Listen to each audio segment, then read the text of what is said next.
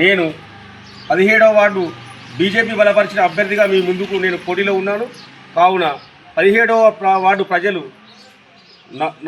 నన్ను గెలిపించగలరని మనవి చేస్తూ, నన్ను గెలిపిస్తే ఎంపీ రగన్న ఆశీస్సులతో నేను సెంట్రల్ ఫండ్స్ ఎంపీ నిధులతో తీసుకొచ్చి ఇక్కడ నేను స్థానికుని కాబట్టి ఇక్కడ ఉన్న సమస్యల పట్ల నాకు పూర్తి అవగాహన ఉన్నది. కావున నేను రగన్న సహకారంతో కేంద్ర నిధులు తీసుకొచ్చి ఇక్కడ నేను డెవలప్ చేసే ఆస్కారం ఉన్నది. వేరే వాళ్ళు వచ్చి వాళ్ళు ఏదో చెప్తున్నారు, ఇక్కడ కారు కానీ చేతి కానీ ఏది కానీ అంటే చేతి ఏం చేసిందో అది మీరు చూసిర్రు.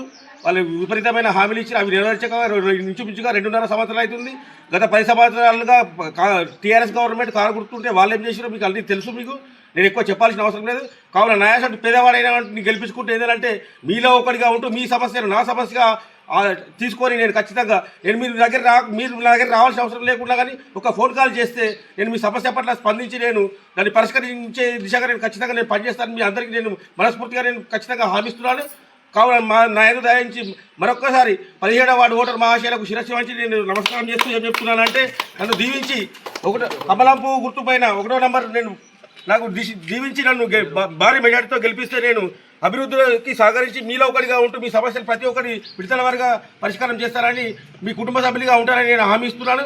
కావున మీరు ఎలాంటి ప్రలోభాలకు లొంగకుండా మీరు పనిచేసే నాయకుడిని చూసుకొని ఖచ్చితంగా 1వ నంబర్ పూపై వేస్తే ఖచ్చితంగా నేను అభివృద్ధి చేస్తాను. మరొకసారి మాటిస్తూ మీ అందరికీ నమస్కారం చెప్తున్నాను. నరేంద్ర మోడీ గారి నాయకత్వం.